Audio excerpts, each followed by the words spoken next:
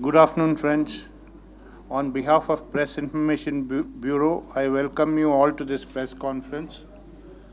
It's my privilege and honor to introduce the Union Minister of State Independent Charge for Textiles and Minister of State for Parliamentary Affairs, Water Resources, River Development and Ganga Rejuvenation, Shri Santosh Kumar Gangwalji. I extend a warm welcome to you, sir. I also welcome Secretary Textiles Shri Sanjay Kumar Panda. The Honorable Minister will make his opening remarks now. I request you to kindly switch off your mobiles or keep them on silent mode. Over to the Minister. धन्यवाद मित्रों, 2-4 minute late हो गए आने में, रास्ता कुछ बदल गया, मेरी भी जानकारी नहीं था रास्ता ये बंद क्यों है। पर आप सभी का बहुत बहुत धन्यवाद। मैं बहुत लंबे समय बाद आप लोगों के बीच में हूँ और आप सबका प्रेम और स्नेह निरंतर मिलता रहा। सत्ता परिवर्तन और सत्ता परिवर्तन के साथ माननीय प्रधानमंत्री जी ने जो जिम्मेदारी मुझको दी है, उस जिम्मेदारी के अनुसार ही मैं यहाँ पर आपके बीच में हूँ और जिस ढंग से वर्तमान सरकार काम कर रही है आप सब उससे परिचित हैं। आप ये कह सकते हैं कि संतोष जी बहुत देर से आप आए, बहुत अधिकांश मंत्रियों से आप लोगों की बातचीत हो चुकी है, पर हमारा मंत्रालय सभी लोग आखिरी प्रायोरिटी पर लेते हैं, तो हमने भी कहा कि हम भी आराम से आप लोगों के बीच में जाएं।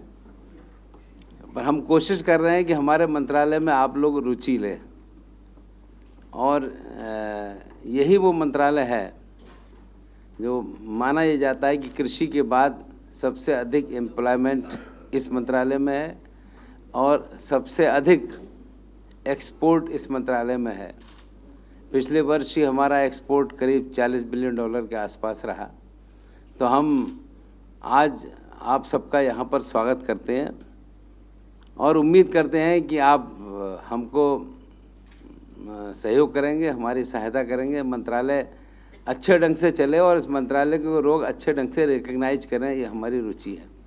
इसमें जो कमियां हैं वो भी आपके माध्यम से हम मिलकर दूर करेंगे और यहाँ पर आने के बाद मुझे लगा कि इसमें काम करने की बहुत संभावनाएं हैं। और हमारे श्री पांडा जी से अभी आपकी मुलाकात हुई है। पांडा जी अभी 1 महीना पहले मंत्रालय में आए हैं, पर मुझको बहुत ही अच्छा लगा कि आपकी टेक्सटाइल में अच्छी रुचि है और सेरीकल्चर के आप मास्टर हैं और उसकी हम लोगों ने शुरुआत भी कर ली है। और अभी सबसे पहले हम आपको एक 5 मिनट का एक डॉक्यूमेंट्री दिखाएंगे कि हमारे मंत्रालय के बारे में आप कुछ थोड़ा सा समझ लें। उसके बाद 10 मिनट मैं आपसे बात करूंगा। पांडा जी से आग्रह करूंगा कि आपको डॉक्यूमेंट्री दिखाने का। Please switch off the lights. Yeah.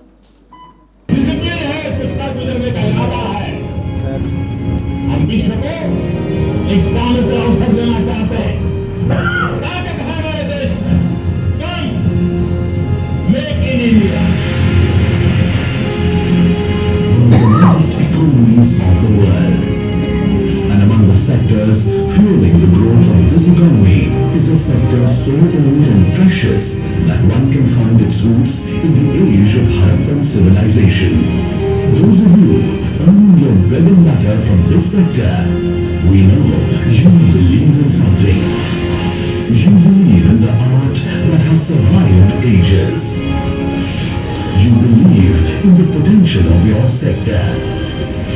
And you believe in providing for the world. Your new government too believes in you. Precisely why, in the initial days itself, the new government reached out to you with seeds of opportunities. Seeds that will yield a better tomorrow for the youth, entrepreneurs, artisans and the industry. exports.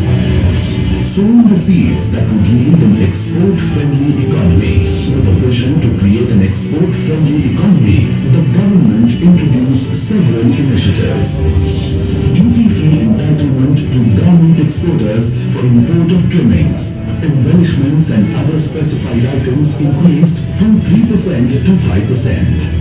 This initiative is expected to generate an additional RMG exports estimated at 10,000 crore rupees. The government has also proposed to extend 24/7 customs clearance facility at 13 airports and 14 seaports, resulting in faster clearance of import and export cargo. Even the proposal for imposing duty on branded items was dropped due to the efforts of the Honorable Minister, providing relief to the entire value chain. Handlooms and handicrafts. The government also took the challenging task of sustaining the potential of handlooms and handicrafts sector. The major crafts of Varanasi will be promoted by providing assistance to the artisans with better skill, design and supply of toolkits, etc. 5,000 carpet weavers will be trained under a skill development program. An integrated design project of 5 months duration for wooden toys to be organized. Skill development and incubation centers are being proposed to promote even development of the states. Sowing the seeds that would yield a modern market mechanism. Land has been identified for a trade facilitation center and a craft museum to be set up at Choka Ghat in Varanasi at a cost of 50 crore rupees, which will provide the artisans a direct marketplace. Action has been initiated to identify traditional handloom weavers, handicraft artisans' villages to be developed as tourist destinations. The government has formulated an e-commerce initiative with Flipkart India Private Limited to provide an online marketing platform for the weaver families. Lakme Fashion Week this year dedicated a day showcasing the vibrancy and magic of Indian weavers and crafts. SITP, sowing the seeds that would yield new opportunities. The new government moved swiftly to clear proposals for 13 SITPs with a grant of 520 crore rupees for infrastructure development. सबका साथ सबका विकास। हम सबका विकास चाहते हैं, लेकिन सबका साथ उतना ही अनिवार्य है। उस मंत्र को लेकर के हम आगे बढ़ेंगे। This in turn will attract private sector investments worth 3,240 crore rupees, generating direct employment for about 35,000 people over the next 3 years. Silk and Pashmina. India is the second largest producer of silk in the world and employs large number of skilled and unskilled tribal women. Recognizing their contribution and efforts, the Honorable Minister of State for Textiles felicitated 54 women engaged in sericulture. During his recent visit to Jammu and Kashmir, the Honorable Prime Minister declared a scheme for promotion of Pashmina. Provision of 30 crore rupees for the same was made in the 2014-15 budget, which will be utilized for promotion of Pashmina in Leh-Ladakh region of Jammu and Kashmir, setting up a new hairing plant in Ladakh to increase productivity, setting up solar-powered community centers, sheds for animals and pakka shelters for nomads. NIFT Srinagar, with a vision to encourage and train the youth of Jammu and Kashmir for fashion designing and thereby generate employment opportunities, the government has increased its financial support for setting up NIFT Center from 50% to 90%. The commitment of the new government is evident from its achievements. During April to August 2014, the textile exports registered a growth of 9.5% against the corresponding period of last year, while RMG exports grew 17.7% and carpets 22.2%. Besides, a new textile policy focusing on the growth of the industry by 2025 has also been drafted and is in the process of finalization. And the story doesn't end here. Provision of 200 crore rupees for developing textile mega clusters of Varanasi, Bareilly, Lucknow, Surat, Kutch, Bhagalpur, Trichy, and Mysore. 20 crore rupees to set up a Hastkala Academy for the preservation, revival, and documentation of the handloom handicraft sector in PPP mode in Delhi. These were a few announcements from Budget 2014-15. However, for the textile sector, the budget of 2014-15 were not just announcements, but a call for coming together for a purpose, for getting up for new possibilities, for stepping up for the next textile revolution. Ministry of Textiles, Government of India. Textile park हमारे मंत्रालय का एक flagship कार्यक्रम है और हम जब आए थे तो हमको लगा कि 12th प्लान में जो काम होना था वो बीते समय से पेंडिंग था। सबसे पहले इसको हमने अपने प्रायोरिटी पर लिया और तत्काल जैसे ही हमको जानकारी मिली और तुरंत जो एप्लीकेशंस आई थी उसके आधार पर ये मिला कि 13 पार्क्स ऐसे हैं कि जिनमें कोई शिकायत नहीं है और हमारी जो कमेटी इसकी है उन्होंने इसको क्लियर किया तो हमने उसको तुरंत इसको क्लियर करने का काम किया और 13 में 11 की घोषणा कर दी है। महाराष्ट्र के चुनाव की वजह से शेष रुके हुए हैं और इसमें ऐसे स्थानों पर है कि जो अपने आप में विशेष महत्व रखते हैं, चाहे फिर वो जम्मू कश्मीर में एक हो, चाहे फिर तेलंगाना में एक हो और इसके अलावा आसाम में भी एक है। ये वे क्षेत्र हैं कि जहाँ पर बहुत अच्छी संभावनाएं हैं और उसके हिसाब से काम भी हो रहा है। इसमें जैसा भी आपने देखा होगा कि इन 13 पार्क्स में 520 करोड़ रुपया खर्च होगा मंत्रालय के द्वारा और करीब करीब 3000 से ऊपर करोड़ रुपया और लगेगा। और जैसा बताया कि 30,000 से अधिक 35,000 एम्प्लॉयमेंट होगा। एम्प्लॉयमेंट इससे ज़्यादा ही होगा और पैसा भी इससे ज़्यादा लगेगा। हमारा ऐसा मानना है क्योंकि जो लोग हमसे संपर्क कर रहे हैं वो इसमें और अधिक रुचि ले रहे हैं। इसमें मेगा टेक्सटाइल पार्क की भी लोग बात कर रहे हैं कि हम बड़े पैमाने पर इस काम को करना चाहते हैं और हमें लगता है कि ये एक हम लोगों के लिए जो कार्यक्रम है, क्योंकि अब तक 52 पहले से स्वीकृत पार्क थे। हम आपके संज्ञान में इसलिए आना चाहूँगा, उसकी भी हमने जानकारी ली कि कितने काम कर रहे हैं, कितने नहीं कर रहे हैं, क्या कमी है। तो हमने पहले तो ये जानने की कोशिश की कि हमारे मंत्रालय के स्तर से इसमें कहीं कोई कमी है कि हम इसमें देरी कर रहे हैं। तो हमें पता लगा कि मंत्रालय के स्तर से कोई देरी नहीं है और कंप्लीट है करीब 16। बाकियों में कहीं पर ज़मीन की दिक्कत है, कहीं पर कुछ आर्थिक समस्या है, कहीं पर बिजली की प्रॉब्लम है। हमने तय किया है कि हम आने वाले 2-3 महीने में इन सारी बातों को लेकर संबंधित राज्यों में बात भी करेंगे और कैसे इसका शीघ्र निस्तारण हो। और इसमें कुछ हमें ऐसा भी लगा कि ऐसी पॉलिसी बन गई कि लोगों ने प्रारंभिक रूप से औपचारिकताएं पूरी नहीं की थी और वो पेंडिंग है। इसको हम आने वाले समय में शिकायत का मौका नहीं देंगे। जैसा मैंने आपको कहा कि 13 स्वीकृत कर दिए, अभी 13 हम और कर सकते हैं। इसके लिए भी अगले हम लोगों ने टाइम बाउंड प्रोग्राम दिया है कि हम इसके लिए एक ऐसी योजना लेकर आएंगे कि ज़्यादा समय इसमें ना लगे और एक जल्दी से जल्दी इसमें स्वीकृति देकर इस काम को आगे बढ़ाया जाए, क्योंकि इसमें संभावनाएं बहुत अच्छी हैं और उद्योगपति आकर इस काम को करना भी चाहते हैं और इसमें रुचि भी ले रहे हैं।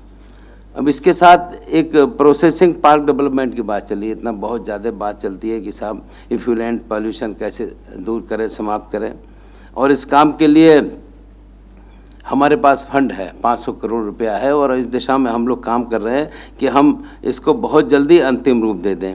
और हम लोगों ने एक समय सीमा निर्धारित की है कि 2 महीने के अंदर जितने भी ऐसे हमारे पास आवेदन आएंगे, जो भी इस प्रक्रिया के हिस्से होंगे, उनको हम निस्तारित करेंगे। और ये वास्तव में पार्क डेवलपमेंट के लिए इसकी आवश्यकता है। हम सब समझते हैं कि क्योंकि जिस ढंग से पर्यावरण मंत्रालय रोकथाम करता है तो फिर चीज़ें फिर रुक जाती हैं, हम सबकी समझ में भी आता है। एक अभी बहुत ही महत्वपूर्ण काम हम लोगों ने किया। हम जब मंत्रालय में आए तो लोग हमको कहते थे कि आप आ रहे हैं, एनटीसी मायने रखता है, एनटीसी का ज़रा ध्यान रखना। और हम तो एक आध ने ये भी सलाह दे दी कि कुछ बेच बाच मत देना, तो हमने कहा कोई बात नहीं है। एनटीसी की ओर हमने ध्यान दिया। उत्तर प्रदेश में एनटीसी के 11 प्लेसेज हैं और बीआईसी के 35 प्लेसेज हैं। पिछले 15 वर्षों से ये मामला पेंडिंग चल रहा है और ये जानकर हमको आश्चर्य हुआ कि अब तक भारत सरकार का 500 करोड़ रुपया इसमें वो खर्च हो गया जो अनावश्यक था। हम उसमें किसी को दोष देना नहीं चाहते हैं। हमने माननीय मुख्यमंत्री उत्तर प्रदेश को पत्र लिखे, फिर हमको समय मिला, हम उनसे मिलने गए और मिलने के बाद में हमारी बातचीत बहुत सकारात्मक हुई।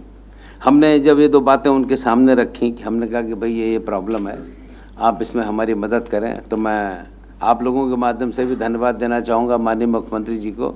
उन्होंने हमारी बात को स्वीकार किया। हमारे ऑफिस के जो अधिकारी गए थे, जो ज्वाइंट सेक्रेटरी गई थी, वहाँ जाकर बात की थी और पॉजिटिव रिजल्ट मिला और उन्होंने हमारी बात पर सहमति दाखिल की। और 15 वर्षों के बाद करीब करीब 2000 करोड़ बीआईसी और करीब 1750 करोड़ एनटीसी, इतने मूल्य की संपत्तियां हैं जिनका हम आने वाले बहुत जल्दी समय में निस्तारण कर देंगे। और ये एक ऐसी प्रॉब्लम का हम हल करेंगे जिसको हम लंबे समय से पेंडिंग था और लोग हमको उंगली उठाते थे कि भाई इसका निस्तारण क्यों नहीं हो रहा है। तो हमें लग रहा है कि ये एक बड़ा कदम होगा। और हमने जो मुंबई में एनटीसी के स्थान हैं उनके बारे में भी एक मन बनाया है कि चुनाव की प्रक्रिया समाप्त होने के बाद हम हर ज़मीन को लेकर ऐसी प्राइम लोकेशंस में है, हम ऐसा कोई काम नहीं करेंगे जो किसी को उंगली उठाने का मौका मिले और शिकायत का मौका मिले। हम आप सबके माध्यम से भी इसमें सुझाव चाहेंगे क्योंकि कैसे इसका निस्तारण किया जाए। तो मैं इस बारे में आपको समय समय पर आपके संज्ञान में लाता रहूँगा। मैं पिछली 9 तारीख को ही माननीय मुख्यमंत्री उत्तर प्रदेश को मिला था और उनसे उत्तर प्रदेश के बारे में अन्य स्थानों की भी चर्चा हुई थी। हमने उनको कहा था कि माननीय प्रधानमंत्री जी की रुचि है इस विभाग में और वो बहुत कुछ चाहते हैं, तो उन्होंने हर किस्म का उन्होंने आगे के भी सुझाव दिए कि भाई कहाँ दरी उद्योग है, कहाँ कालीन उद्योग है। जैसे कालीन उद्योग है भदोही मिर्ज़ापुर बहुत अच्छा स्थान है, पर दुनिया के देशों में हमारे बारे में विपरीत बात कही जाती है कि यहाँ पर चाइल्ड लेबर है, सारी बातें हैं, पर हम लोग इस बात को समझते हैं। मैं जिस ज़िले से आता हूँ उस ज़िले में भी एक बहुत बड़ा उद्योग है जरी जरदोजी का, और वहाँ पर परिवारों के बच्चे इस काम में लगे रहते हैं और बच्चे काम करते हैं। और जब मैंने मुख्यमंत्री जी को यह कहा कि हमारे यहाँ एक विशेषता हो गई है, जिन परिवारों के बच्चे पुश्तैनी इस काम को करते हैं उनकी उंगलियाँ लंबी हो जाती हैं और पतली हो जाती हैं। बोले हाँ, बात तो आप ठीक कर रहे हैं, ये समझ में आता है। तो अब ये बात देश के बाहर भी लोगों को समझाएं और हम अपनी बात को सही ढंग से लोगों के सामने रखें कि भाई हमारे यहाँ चाइल्ड लेबर नहीं है, हमारे यहाँ पारिवारिक ढंग से जो काम होता है उस काम की पहचान बनती है और उस काम को आगे हम बढ़ाते हैं। ये मैं इसलिए कह रहा हूँ कि अगली बात जो हम आपके सामने कहना चाहते हैं वो और भी महत्वपूर्ण है। बुनकरों की संख्या लगातार कम हो रही है। अगर 95-96 के संसद में ये संख्या 63 लाख थी तो 9-10 में घटकर ये 43 लाख हो गई। हम लोगों ने जानकारी की, तलाश किया क्या वजह है। एक तो श्रम साध्य है, मेहनत ज़्यादा है, दूसरा इसमें आय कम है। बुनकरी के काम में जो मजदूर काम करता है, जो व्यक्ति परिवार में काम करता है, उसको उतना पैसा नहीं मिलता है। और इसके विपरीत जो अन्य ढंग से काम करते हैं वो ज़्यादा कमाते हैं और जो बुनकर लोग बनाते हैं उसकी एक चीज़ ही क्वालिटी अलग होती है और उसकी कीमत भी अलग होती है। आप इसको पहचानने का काम हम लोग कर रहे हैं। हमारा मंत्रालय इस दिशा में प्रयासरत है और हम कैसे इस विधा को संरक्षित करें, इन लोगों को संरक्षित करें। धीरे धीरे हमने काम शुरू करें हैं। बुनकरों के परिवार वालों के स्वास्थ्य की चिंता करते हैं क्योंकि इन सब लोगों की स्वास्थ्य की चिंता, फिर बुनकरों के परिवार की पढ़ाई की चिंता और फिर उनका इंश्योरेंस सही ढंग से हो, ये सारी बातों की हमने शुरुआत कर दी है। और जो अच्छे बुनकर हैं जिनको पुरस्कार प्राप्त है उनको भी हमने जिस ढंग से सहयोग करना चाहिए उनको पेंशन भी हमने 1000 से बढ़ाकर 2000 कर दी। ये इस हिसाब से इसलिए काम कर रहे हैं कि ये लोग अगर स्थापित रहे, इन लोगों को हमने संरक्षित किया तो ये लोग अच्छे ढंग से काम करेंगे और एक सही ढंग से काम करेंगे। हमने एक काम और कोशिश की है कि बिचौलिए बीच में बहुत आ जाते हैं। बिचौलियों को दूर करने के लिए, क्योंकि कभी कभी तो ऐसा लगता है कि 3-3, 4-4 स्थानों पर चीज़ बिकती है, फिर अल्टीमेट खरे बायर के पास जाती है। हम लोगों ने अभी फ्लिपकार्ट से समझौता किया है और उसके माध्यम से हम डायरेक्ट जो बन रहा है वहाँ से ही सीधे, और फ्लिपकार्ट वालों से भी हमने जो समझौता कराया तो वो केवल 3 से 5% के बीच में ही लाभ लेंगे, और उनकी प्रोडक्ट को हम सीधे फ्लिपकार्ट ही पहुँचाने का काम करेगा। और इसके लिए लोगों ने तारीफ़ भी की है, क्योंकि बुनकर लोग, अभी मैं 2 दिन पहले बनारस में था तो वहाँ पर कुछ बुनकरों ने कहा कि इससे हमारी प्रोडक्ट सामने दिखाई आ रही है और समझ में आता है। मैं भी 1 सप्ताह पहले आगरा भी गया था, वहाँ भी जो काम देखा नक्काशी का, कारीगरी का, मुझे लगा कि उनको लगता है कि हमारा बायर सीधे हमारे पास आए और हमसे लेकर जाए, तो इसका उनका मानना है कि एक अच्छी दिशा में एक अच्छा कदम है। हमने इसमें एक काम और किया है। आपको ध्यान होगा कि निफ्ट हमारा एक प्रेस्टीजियस संगठन है, इसकी एक अलग पहचान है। निफ्ट के बच्चे हमको मिलते रहते हैं। अब हम अपने इस बुनकर के काम को निफ्ट के साथ जोड़ना चाहते हैं। निफ्ट के बच्चों से हमने कहा है आप इनको बात करिए, इनसे सीखिए। अभी मैं 2 दिन पहले जब बनारस में था तो वहाँ पर लोगों की डिमांड रही कि निफ्ट के बच्चे हमारे यहाँ आए, तो हमने ये तय किया है कि हम एक रायबरेली का सब सेंटर निफ्ट में ही बनारस में ही बनाएंगे कि वहाँ पर आकर एक इस ढंग से बच्चे समझ सकें और इस बात को आगे बढ़ा सकें और उनकी पहचान बना सकें कि किस ढंग से बुनकर लोग काम कर रहे हैं और किस ढंग से कारीगर लोग आगे बढ़कर काम कर रहे हैं। और ये वास्तव में निफ्ट के बच्चों ने भी प्रसन्नता जाहिर की कि इससे उनका एक एक्सपोजर होगा, उन्हें एक अनुभव होगा कि कैसे ये लोग काम करते हैं और कैसे हम इसको। मैं आगरे में था तो वहाँ मैंने देखा 10 बच्चे, एक व्यक्ति जो नक्काशी का काम कर रहा था उसके 4 और घेरे हुए थे और उसमें 5-6 विदेशी थे और वो सीख रहे थे कि कैसे काम कर रहे हैं। और वास्तव में ये एक ऐसी पहचान की दिशा का कदम है कि हम जिसको एहसास कर सकते हैं कि इसको कैसे आगे बढ़ाया जाए। आपको ध्यान होगा कि आदरणीय प्रधानमंत्री जी लेह गए थे और लेह पर जाकर उन्होंने अपनी बात कही थी, हमको भी लगा, और उन्होंने पश्मीना के संवर्धन की बात वहाँ की थी। ये एक ऐसी महत्वपूर्ण चीज़ है। आपको ध्यान होगा कि सरकार बदलते ही बहुत सारे विदेशों के लोग देश में आने लगे। ऐसे यूनिक्लो के लोग आए थे यहाँ पर, उन्होंने पश्मीना की बात की थी और उनकी डिमांड थी कि एक ऐसी चीज़ है कि जिसकी पहचान देश के बाहर दुनिया में अच्छी है।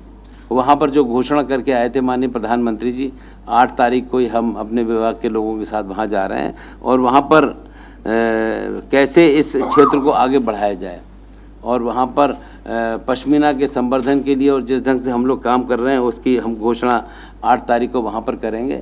और वहाँ पर लगता ये है कि आप जो लोग जानते हैं कि किस ढंग से पश्मीना का काम होता है, वहाँ पर जो लगता है तो 30 करोड़ रुपया प्रारंभिक रूप से वहाँ पर खर्च करने का हम लोगों ने मन बनाया है और उसकी शुरुआत हम इस 8 तारीख से ही हम करने जा रहे हैं। एक साथ और है, जम्मू कश्मीर के अंदर निफ्ट की घोषणा की हुई है। अमूमन ये होता है कि 50% हम खर्च करते हैं, 50% राज्य के लोग खर्च करते हैं, जहाँ पर सीमावर्ती राज्यों के लोग होते हैं। पर कश्मीर को हमने विशेष रूप में लिया है और वहाँ पर 90% केंद्र सरकार खर्च करेगी, 10% कश्मीर के लोग खर्च करेंगे और ये कार्य तुरंत ही प्रारंभ होने जा रहा है। आप सबके ध्यान में होगा, बताया भी कि माननीय वित्त मंत्री जी ने 8 मेगा क्लस्टर्स की घोषणा की थी। 8 में बनारस पहले से ही काम कर रहा है। बनारस के अंदर हमारे माननीय सचिव महोदय भी गए थे और वहाँ पर एक बड़े पैमाने पर हम इस काम को करना चाहते हैं। एक सांस्कृतिक संकुल नाम का स्थान है। हमने माननीय मुख्यमंत्री जी को कहा कि ये स्थान आप हमको दे दीजिए, हम इस पर अर्बन हाट और सारी प्रक्रिया शुरू करेंगे। उन्होंने इस पर सहमति दी है और अपने कैसे प्रयास हो सकता है, क्योंकि वो एक ऐसा स्थान है, हमें देखने के बाद लगा कि इस पूरे पूर्वोत्तर जो राज्य मतलब क्षेत्र है उन सारे जिलों का केंद्र बन सकता है और बनारस एक ऐसा केंद्र बन सकता है कि जहाँ पर उस पूरे क्षेत्र के लोग उस काम के लिए आ सकते हैं। तो मैं सांस्कृतिक संकुल में जो शुरुआत करी है उसके हिसाब से काम प्रारंभ वहाँ पर करके आए हैं और मुझे लगता है कि वो एक बहुत ही अच्छा कदम होगा। उस सांस्कृतिक संकुल को जिस ढंग से आगे बढ़ावा देने का हम लोग काम कर रहे हैं तो फिर हमें लगता है कि एक सही कदम होगा। एक सन 2000 में टेक्सटाइल पॉलिसी बनी थी, उसके बाद में अब बहुत परिवर्तन हो गया। कई राज्यों ने बहुत ही अच्छे अपने सुझाव दिए, परिवर्तन भी कर लिया और अपनी अलग से पॉलिसी बना ली। तो हमने श्री अजय शंकर जी से आग्रह किया था, उन्होंने एक मसौदा हमको तैयार करके दिया था। वो अभी कुछ दिन पहले ही हमने नेट पर डाला है और सारे देश भर में आग्रह किया है कि अपने सुझावों से हमको अवगत कराएं, क्योंकि अब बहुत टेक्सटाइल पॉलिसी में बहुत परिवर्तन की आवश्यकता है हर रूप में। मतलब किस ढंग से हम कैसे, और हमारा लक्ष्य बहुत बड़ा है। अब अगर इस बार हमारा एक्सपोर्ट $39 बिलियन का है, तो कैसे 24-25 में हम इसको $300 बिलियन तक ले जाए, इस लक्ष्य को लेकर हम आगे चल रहे हैं। और हमको एक अच्छी दिशा भी इस दिशा में मिल भी रही है, हम उसके हिसाब से काम कर रहे हैं। तो अभी उसी को ध्यान में रखते हुए और अन्य बातों को लेकर हम लोगों ने अभी पीछे 24 तारीख को, इसी महीने की 24 तारीख को पूरे देश भर के टेक्सटाइल मंत्रियों को दिल्ली बुलाया था और उनके सुझाव लिए थे। एक दिन की हमने पूरे दिन की कॉन्फ्रेंस की थी और हमको आपको बताते हुए बहुत ही प्रसन्नता हो रही है। 25 राज्यों के प्रतिनिधि आए थे और उसमें 16 राज्यों के टेक्सटाइल मिनिस्टर आए थे और सबने इस बात को बहुत पसंद किया, सबने अपने विचार दिए और सबने बहुत सारी नई जानकारी दी। और समय समय पर आकर, तो मैं ये एक अच्छा शुरुआती कदम मैं बता सकता हूँ कि वास्तव में ये एक इस ढंग से शुरुआत हो रही है कि आज लग रहा है पूरे देश के राज्यों को कि टेक्सटाइल को अगर ध्यान से लिया जाए तो हम इसको अच्छे ढंग से बढ़ा सकते हैं और अपने देश के अंदर इंडिजीनियस उत्पादन भी बढ़ाकर इस काम को आगे ले चलकर जाने का काम कर सकते हैं। अभी जैसा मैं शुरू में कह रहा था, निफ्ट एक बहुत ही हमारे लिए गर्व का संस्था है। जहाँ भी हम जाते हैं और निफ्ट को लोग बहुत ही प्रसन्नता से ध्यान देते हैं और निफ्ट की लोग तारीफ़ करते हैं। इसकी क्वालिटी कैसे मेंटेन रहे, इसको हम कैसे आगे बढ़ाने का काम करें। अभी हमने कल ही बोर्ड ऑफ गवर्नर्स जो निफ्ट के हैं उन सबको बुलाकर उनसे परामर्श करने का फैसला लिया है कि हम उनसे बात करें कि इसको कैसे और आगे बढ़ा सकें। देश के अंदर 16 निफ्ट काम कर रहे हैं और कई स्थानों पर लोग डिमांड भी कर रहे हैं। तो वास्तव में इसकी प्रतिष्ठा बनी रहे और इससे जो बच्चे निकल कर आए वो अपने समझदारी के ऊपर, अपने काम के ऊपर गर्व कर सकें कि ऐसे संस्थान से पास होकर आए हैं जिसकी देश और दुनिया के अंदर पहचान है। तो उसके हिसाब से हम काम कर रहे हैं। निफ्ट में अब रिसर्च का काम भी होने लगा है। अभी शुरुआत में ही मैं गया था, यहाँ पर पोस्ट ग्रेजुएशन कोर्स भी शुरू हो गए निफ्ट में, तो इसको और अच्छे ढंग से आगे बढ़ाने का हम लोग काम कर रहे हैं। अभी हमने हैंडीक्राफ्ट के द्वारा काम शुरू किया था बनारस में, बरेली में और दिल्ली में। मैं दिल्ली में जब आते आया था तो यहाँ पर पोटर व्हील्स हमने कुम्हार प्रजापति लोगों को दिए थे, बिजली चालित, और कुछ यंत्र भी दिए थे, टूल किट्स, तो वो हमने दिल्ली में दिए और फिर अभी कुछ दिन पहले बरेली में वितरित किए और अभी हम परसों बनारस में वितरित करके आए हैं। अब लोगों की डिमांड बढ़ रही है, लोगों को लग रहा है कि पोटर व्हील एक बहुत बढ़िया चीज़ है, ये वो व्यापार है, वो व्यवसाय है। लोग इतने अच्छे ढंग से बनाते हैं, क्वालिटी भी अच्छी बनती है और लगता भी है कि क्वांटिटी भी सही है और लोग इस दिशा में आना चाहते हैं। पढ़े लिखे लड़के, एक लड़की से हम मिले जो ग्रेजुएट थी और इस काम में थी, क्योंकि पोटर व्हील आप लोगों ने देखे होंगे, अगर आप देखेंगे तो आपको लगेगा ये एक अच्छा कदम है। तो हमारा मंत्रालय इस दिशा में प्रयासरत है और कैसे हैंडीक्राफ्ट को हम आगे बढ़ाकर काम कर सकें, इसके हिसाब से हम सब लोग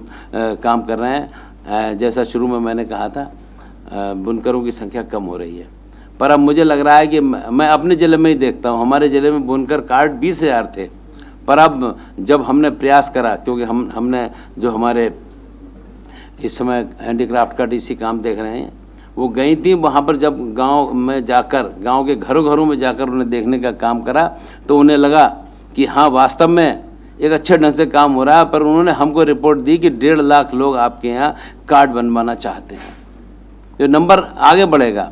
और हमें आश्चर्य हुआ कि हमारे सेक्रेटरी साहब ने एक मीटिंग बुलाई, आपने कहा कि भाई सेरीकल्चर की एक मीटिंग बुलाएंगे, और वास्तव में वे महिलाएँ आईं जो शायद पहली बार दिल्ली आई होंगी।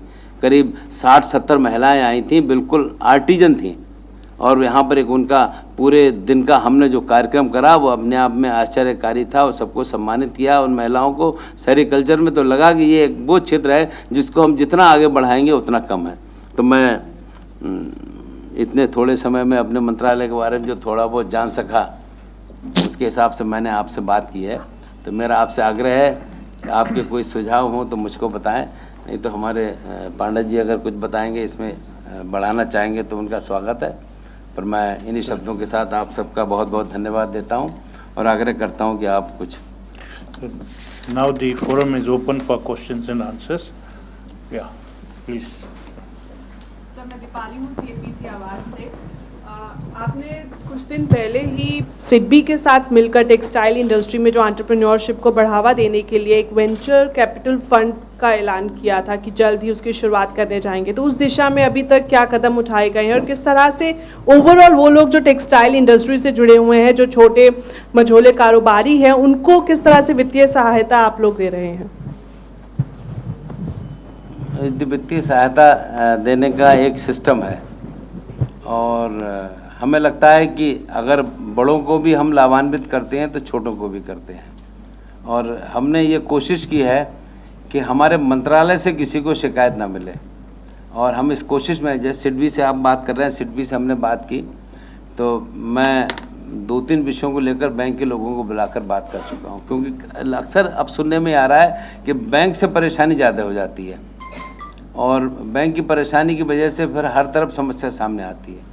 तो हम शुरुआत कर रहे हैं और हमारी कोशिश ये है कि शिकायत का मौका ना मिले, क्योंकि छोटा व्यापारी अगर काम करता है और उसे एक बार भी 2-3 महीने का उससे अंतर पड़ गया तो फिर वो अपने व्यापार में पीछे रह जाता है। आप बता पाएंगे कुछ इसमें? हमारा जो कार्यक्रम है इसमें इंस्टीट्यूशनल फाइनेंस बैंक लोन का एक बहुत ही बड़ा भूमिका है। तो मैं बोलता हूँ हमारा जो क्षेत्र है, जो माननीय मंत्री जी ने बताया, मुख्यतः 2 भाग है। एक है unorganise sector, handloom, handicraft, jute, this thing, and other is the organise sector. Organise sector में powerloom, textile mill, integrated textile park, ये सब आता है। जो सबसे नाजुक कड़ी है वो है हैंडलूम, हैंडीक्राफ्ट, जूट का बारे में। उसमें आप जो बताए, हम लोग अभी सारे स्टेट गवर्नमेंट को लिखे हैं कि जो हमारे बुनकर हैं उनको ये तो 2 रास्ता है। एक तो उनको इकट्ठा किया जाए प्राइमरी सोसाइटी के माध्यम से, जहाँ कई जगह प्राइमरी सोसाइटी संभव नहीं है, वही बुनकर का घर में से जो पढ़ा लिखा है, आजकल सब लोग पढ़े लिखे हैं, ग्रेजुएट बन गए, उनको ये नहीं कि चाय का दुकान किए, वो फिर वही बुनकर का जो बिजनेस उसी में आए। और आपको ये जानकर खुशी होगी कि हमारा 2 कॉरपोरेशन है। एक है national backward class finance development corporation, जो कि सोशल जस्टिस एम्पावरमेंट मंत्रालय का अधीन है।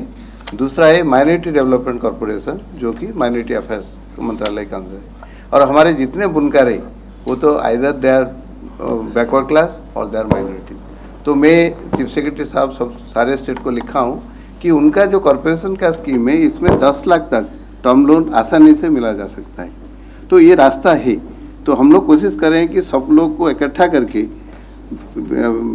Best way is to go down to the state level and make it happen at the state level. तो ये जो स्कीम है, we have already send copies to all the chief secretary कि national backward class finance corporation, national minority finance development corporation का जो scheme है, उसमें उनमें से those weaver who are from the backward class family, minority class family, उनको आप वहाँ से लोन दीजिए and will provide them all necessary technical assistance. आप जो बताए रिगार्डिंग दिस सिडबी का जो है, we are also in touch with them that who require slightly more amount of loan, they will go to the SIDBI thing. So we are in touch with all types of bank for meeting the requirement of the entrepreneurs. Santosh ji, पीछे NTC ने 2 mills को बेचा था और उससे 2000 करोड़ के करीब पैसा आया था महाराष्ट्र में। हमारा ये सोचना था कि वो पैसा आने के बाद में एनटीसी की जो बर्बादी है शायद बच जाएगी। उसके ऊपर आपका क्या कहना है, क्योंकि आप मंत्री हैं? और दूसरा, 6300 करोड़ रुपए बुनकरों को दिसंबर 2012 में दिया गया था उनकी अपलिफ्टमेंट और मॉडर्नाइजेशन के लिए, तो उसके ऊपर क्या प्रगति हुई? क्या सरकार कुछ इस पे बता पाएगी? अब एक तो हमने मन ये बनाया है बेचना नहीं है, और ना जो विज्ञा हमें अब आगे नहीं बेचना है। और जो पैसा है ना जो पैसा है उसमें हमारी जानकारी के हिसाब से कुछ जमा है, तो हम उसका सही निस्तारण करें। और माननीय प्रधानमंत्री जी को भी हमने कहा था। अब उसमें कई बातें धीरे धीरे आ रही हैं। एक हिंदू मिल है, हिंदू मिल चूँकि अब मैं बोलना नहीं चाहूँगा क्योंकि चुनाव घोषणा शुरू हो गई है, तो हमारा मानना ये है कि इस महीने के बाद आपको कोई ना कोई ऐसी जानकारी मिलेगी, आप संतुष्ट होंगे। इतना ही मैं आज की तारीख में कह सकता हूँ। इसके आगे कहना चुनाव को मद्देनजर कहना उचित नहीं है। बनारस में जो 6300 करोड़ रुपया दिया गया था दिसंबर 2012 ना बनारस में ना बनारस में अनाउंसमेंट करा था ना माननीय प्रधानमंत्री ने पूरे देश के लिए घोषणा की थी, वो खाली उस प्रॉपर एक क्लस्टर के लिए की थी। ना 6,300 करोड़ पूरे देश के लिए नहीं था। वो उनका लोन वेवर था, और लोन वेवर उन सबका हुआ था, और नए सिरे से पर जैसे ऋण माफी पहले नहीं हुई थी, वैसे इनका आर्टिजन्स का जो बुनकरों का लोन वेवर था। तो पूरे देश के अंदर कहा गया था 10,000 करोड़ के आसपास ऋण माफी हो रहा है। तो टुकड़ों में शायद 6,300 करोड़ रहा होगा, मुझे इसकी पूरी जानकारी नहीं है। तो वो उन स्थानों पर ऋण माफी के बाद नए सिरे से फिर ऋण मिलना शुरू हुआ था। Madam 1 minute, she has a related question. एक जो आपने जैसे बताई, ये जो बुनकरों के लिए जो योजना था, that was regarding the loan waiver. हमारा स्टेट में अपेक्स सोसाइटी है और गांव के लेवल पे प्राइमरी सोसाइटी है। ये दोनों का जो रिहेबिलिटेशन स्कीम में this scheme was announced and the total provision was to about assist about 65,000 weavers, but an expenditure of about 1,100 crores. So this is actually has made the Apex Weaver Society and Primary Society reduce their loan burden so that they will be eligible to get fresh loan. वो जैसे ऋण माफी हुआ था वैसे ये हुआ था, ये उसे नहीं मिला था, जो बुनकर था उनके खाते में ट्रांसफर हुआ था पैसा। So I have a follow-up question. This is Malvika Jain from CNBC. One is related to NTC itself. You know, there is a view that the Modi government has taken that all underutilized and unutilized assets should be effectively used by corporations and other autonomous bodies which are directly linked to ministries. So companies such as Air India and BSNL have already started moving in that direction, wherein land and other infrastructure facilities which are lying vacant are either being sold or rented out. So is that a proposal that the Ministry of Textiles is also looking at, wherein several organizations connected to you which are not profitable at this stage could be turned into a profitable self-sustaining enterprises? And the second question that I have... One question, then we'll come back. Okay. We'll come. Let others have a chance. I think the issue that you mentioned is a very important and a topical one. Our ministry thinking is that the textile mill which have got land, we are in the process of documenting that thing and first to assess that whether there is any legal problem or not. You know, number of cases, number of instances, there are court cases. So unless and until those sub judice matter are settled down, we will not be able to go forward. And the thinking is that once we are clear, first thing is that we should stop all type of encroachment so that we are in command and control of the land. And another issue come is that most of the land is leased by the state government. So unless that a leased arrangement changes, it will not be possible to dispose of the land. What Honorable Minister just mentioned, he had a discussion with the Honorable Chief Minister of Uttar Pradesh, and Uttar Pradesh government has tentatively in principle agreed that they would help us in disposal of the land by changing the lease conditions. And then we'll go forward. In fact, our thinking prima facie is like this, that whichever is located in very prime places, maybe we'll go for raising showrooms so that our handloom handicraft products get sold. You know, it would be of interest to you that our Central Cottage Industries Corporation, out of 87 around crore of turnover, the Delhi Janpath showroom fetches about 62 crores. So that is the potential. The main point is that if we are able to locate the showroom at a particular place, then we'll be able to, you know, get more clientele, and you know, with that we will give a very big boost to the sale of the handloom handicraft product. So that is one part of it. Second part is wherever it is possible, we will try to modernize the existing silk mills by induction of new machineries, new man-force. And you know, the point is that the apparel and garment sector is a vast opportunity which is yet to be exploited. So no, the trend would be to go that side, and details we have to work out.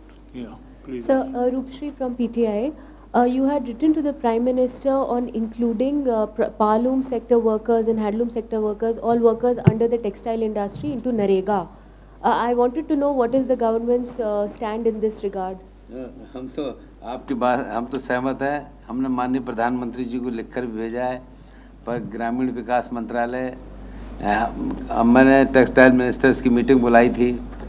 हर मंत्री ये चाहता है कि ये होना चाहिए, पर अब इसमें कुछ डिफ़िकल्टीज नज़र आ रही हैं। पर हम समझते हैं कि हम जो कह रहे हैं वो बात मन से सब लोग चाहते हैं। मनरेगा के बारे में सबकी राय है क्या कि किस ढंग से काम कर रहा है।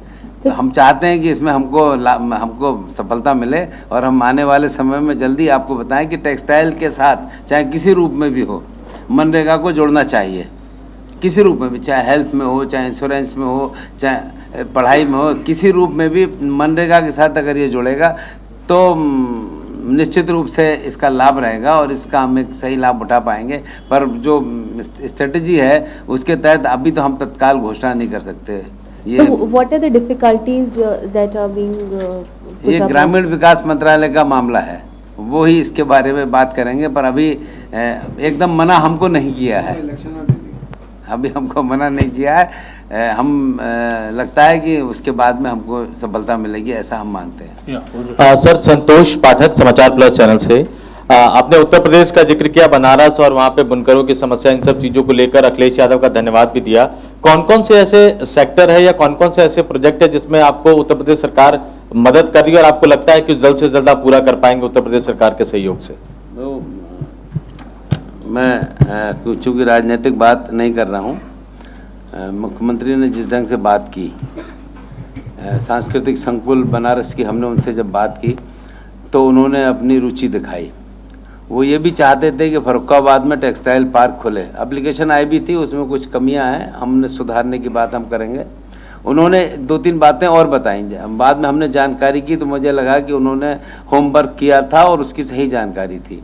सीतापुर और शाहजहाँपुर जिला दरी उद्योग के लिए बहुत अच्छे हैं और इसमें एक बहुत बड़ा काम होता है, तो वो दरी का एक संकुल बनवाना चाहते हैं वहाँ पर। हमें लगा ये एक अच्छी बात है। अब जैसे सहारनपुर में लकड़ी का काम होता है, मुरादाबाद पीतल नगरी है, पर इसको और आगे हम बढ़ा सकते हैं। भदोही मिर्ज़ापुर में कालीन का काम है और कालीन के काम में बहुत अच्छी संभावनाएं हैं और हमने उनसे मिलकर तय करा कि जो दुष्प्रचार हम लोगों के लिए लोग करते हैं उसको कैसे हम रोकने का काम करें। और जब मैं यहाँ पर आगरे में गया तो मुझे लगा कि आगरे को तो जितना हम आगे जितना ज़्यादा बढ़ाएंगे उतनी ज़्यादा अच्छी संभावनाएं रहेंगी। उन्होंने हमको, अब जैसे मैंने उनसे BIC और NTC की बात की तो उन्होंने, मुझे लगा कि जो 15 साल से जो बात अटक रही थी उन्होंने बहुत ही पॉजिटिव रवैया दिखलाया और अनुकूलता व्यक्त की। पर यह है कि हमने भी उनसे कहा कि आपको इसके अलावा और आगे जहाँ रहता है, जो कुछ बातें मैंने आपको बताई हैं। अब जैसे फिरोजाबाद है, फिरोजाबाद एक छोटा प्लेस है, उन्होंने कहा भाई चूड़ी उद्योग है। मैंने कहा कि हम इसको हर रूप से आगे ले जा सकते हैं, आप इसको आगे बढ़ाने का काम करिए, आप सहयोग करिए, वहाँ पर सुविधाएं दीजिए। क्योंकि जो बात मैं कहना नहीं चाहता हूँ, मैं चाहूँगा कि इसे गलत रूप में ना छापा जाए। सब जगह समस्या बिजली की आती है, हम उसके ऊपर अभी कोई टिप्पणी करना नहीं चाहते हैं, पर उनकी बहुत ही पॉजिटिवनेस हमको इसमें नज़र आई। उत्तर प्रदेश के हम जो छांट रहे हैं तो हमें लगा कि उत्तर प्रदेश में 10-15 ऐसे स्थान हैं कि जो इस रूप में हम विकसित कर सकते हैं और आगे बढ़ाने का काम कर सकते हैं। गंगवार जी, मैं स्तन वर्मा हूँ, कौमी समाचार से। टेक्सटाइल पार्क और मेघा टेक्सटाइल पार्क की बात हो रही है, लेकिन दिल्ली से बिल्कुल सटा एक उत्तर प्रदेश का जिला है हापुड़। यहाँ टेक्सटाइल सिटी की योजना वर्षों से आधा में लटकी पड़ी है, वो केंद्र सरकार की योजना है। Textile city? जी जी, बताएंगे? किसी को भेजिए, हम रुचि है हमारी, आप भेजिए। अभी 13 टेक्सटाइल पार्क का हम अनाउंसमेंट करने जा रहे हैं, एप्लीकेशन इनवाइट कर रहे हैं, कोई आए तो हम कहते हैं अप्लाई करिए आप तुरंत। इसमें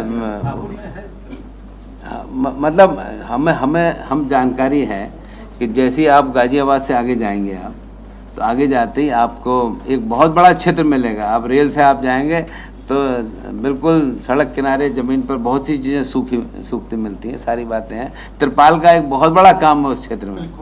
हाँ, पिलखुआ, वहाँ से जाएंगे तो, पर यह है कि इसके लिए ग्रुप बनाकर आना पड़ेगा ना। हम आपकी बात से सहमत हैं, पर आज इस बात की आवश्यकता है और हम इन्वाइट करते हैं। ये बहुत बड़ा क्षेत्र है, इस क्षेत्र में कहीं कोई कमी नहीं है और हमें लगता है कि हम जितना इसमें डीप जाएंगे, सहयोग करेंगे और हमारा मंत्रालय अब सहयोगी का काम करेगा। हमारे मंत्रालय में अगर आपको कमी नज़र आए तो आप लिखिए, हमको बताइए, हम एंटरटेन करते हैं, आपको इनवाइट करते हैं, आप हमारी कमी हमें उजागर करिए।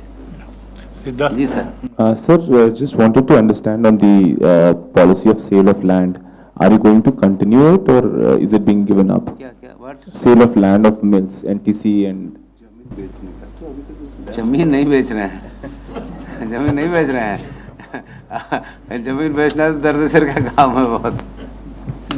Please ask your question. Sir अभी हाल ही में नरेंद्र मोदी जी ने एक बड़ी योजना, महत्वाकांक्षी योजना को लॉन्च किया और अब वो अमेरिका में है।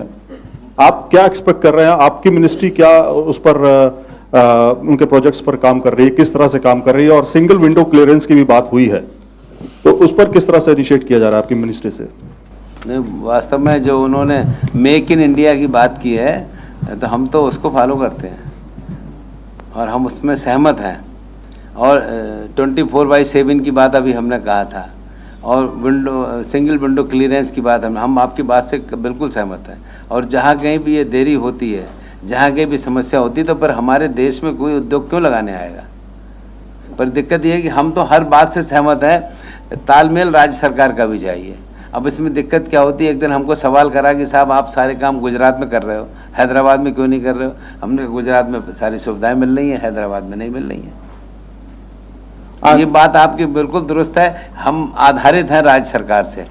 अगर राज्य सरकार की इच्छा शक्ति सही है तो कहीं कोई दिक्कत नहीं है। सर मैं विनीत हूँ। एक मिनट मैं थोड़ा इसमें हमारे माननीय मंत्री जो बताए थोड़ा उसको सप्लीमेंट करना चाहता हूँ। आप देखिए, हिंदुस्तान एक बहुत ही बड़ा सा देश है और हर देश, हर प्रांत में जो उद्योगी है उनका जो level entrepreneurship that is different. देखिए, जैसे वेस्टर्न इंडिया है, states like Maharashtra, Gujarat, Rajasthan, Haryana, there entrepreneurship is much higher. It become much easier something to come up. When you see the northeast, when you see the eastern India, somehow there is little bit of more support is required. So what we are trying to do under the leadership of Minister Saab and also as per the guidance of the Honorable Prime Minister is to forge the alliance with the state government. State government and central government together, we should try to help the entrepreneur, give more support in the areas which has not come up, so that we establish a equal distribution of industries all over the country. That is the thing, because our basic objective is to tackle the problem of unemployment. Unemployment, poverty, and increasing the GDP and providing employment has been the major emphasis. There we need all of your support. Sir मैं विनीत हूँ ETV news से। Sir मैं ये जानना चाहूँगा, अभी आपने कहा कि जो कालीन उद्योग में जुड़े हुए बच्चे भी काम करते हैं, जो ट्रेडिशनल तौर पे काम करते हैं, क्या लेबर लॉ में कुछ रिफॉर्म करने की बात हो रही है? क्या उन्हें चाइल्ड लेबर नहीं माना जाएगा? नहीं, लेबर लॉज में परिवर्तन हो, उसकी शुरुआत हो गई है। मैं बरेली का रहने वाला हूँ। हमारे यहाँ 2-3 ऐसे उद्योग हैं, जैसे एक माझा उद्योग है, परिवार के बच्चे काम करते हैं। जरी जरदोजी का उद्योग है, परिवार के बच्चे काम करते हैं।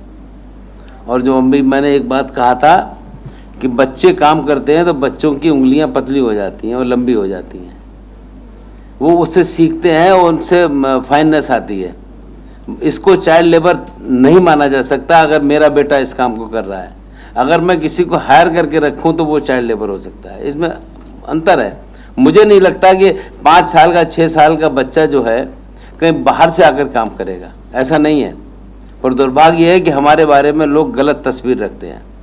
मैंने खुद देखा, मैं देखता हूँ हमारे यहाँ करीब 4-5 लाख से अधिक लोग नंबर्स इस काम में लगे हैं। और घरों के अंदर आप जाइए तो आपको देखेगा कि बेटे बेटियाँ सब इस काम में लगे, इस काम में काम कर रहे हैं।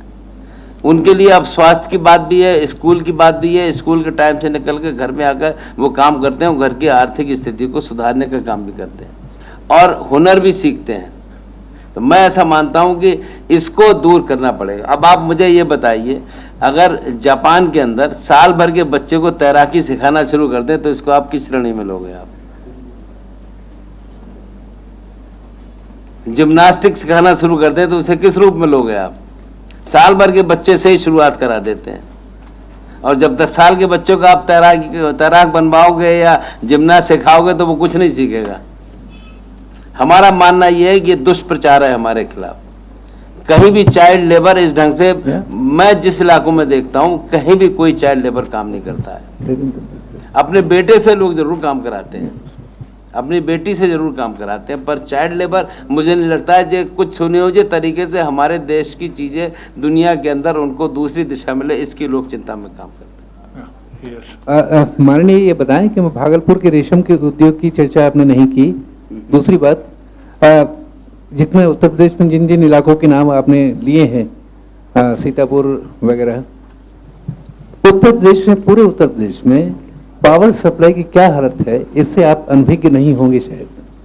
तो क्या लगता है आपको कि आपकी सारी योजनाएं वहाँ इतनी जल्दी पनप पाएंगी बिना पावर के? भागलपुर नाम मैंने नहीं लिया, पर ऐसा नहीं है। मेरी हर राज्य से बात हो रही है और हम तलाश कर रहे हैं, ऐसे सेक्टर्स को तलाश कर रहे हैं।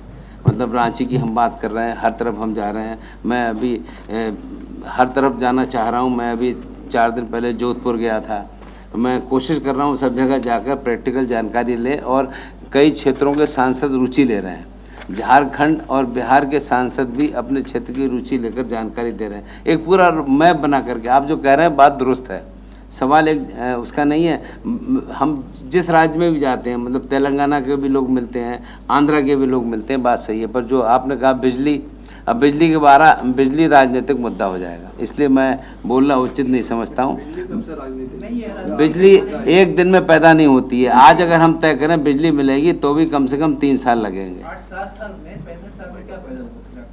न बिजली की बात तो, संख्या तो उसका बड़ा है। ये बिजली मंत्री से आप बात करिए, और खरीदना चाहें तो बिजली हम जितनी चाहें उतनी बिजली खरीद लें। सीधा समझ में कि आपकी मिनिस्ट्री में कोऑर्डिनेशन न कोऑर्डिनेशन मुख्यमंत्री से है। मुख्यमंत्री को बिजली की बात कह के आए हैं। मुख्यमंत्री बिजली के बारे में बहुत बोलते हैं, इसलिए हम जानबूझकर उत्तर प्रदेश के मुख्यमंत्री के इन शब्दों को बोलना नहीं चाहते हैं।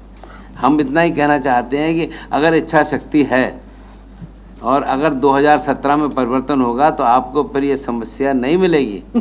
ये तो राजनीति कर दिया। Make it the last question please. Last साहब, ये क्या नाम है, एनटीसी की मिलों को आप रिवाइव करेंगे? नहीं, ऐसा ना। और कब तक करेंगे? इस समय आप जाकर देखिए, आप कानपुर में जाकर देखिए इन मिलों का हाल बहुत ज़बरदस्त। मैंने मुख्यमंत्री को जब ये कहा कि सरकारी अधिकारियों ने अनधिकृत कब्जा किया हुआ है, बोले हाँ मुझे मालूम है, हटाना पड़ेगा। बिल्कुल प्राइम लोकेशंस पर हैं, और अब वो सब ख़त्म हो, मतलब कोई हम चलाना चाहें तो भी मुश्किल है। इसका कोई ना कोई वे आउट, कोई सलूशन निकालेंगे और ऐसा रास्ता निकालेंगे जिससे कि आप लोगों को शिकायत का कम से कम मौका मिले, ऐसा हमारा मानना है। जल्दी ही इसके बारे में हम आपको योजना बताएंगे। Thank you honourable minister sir.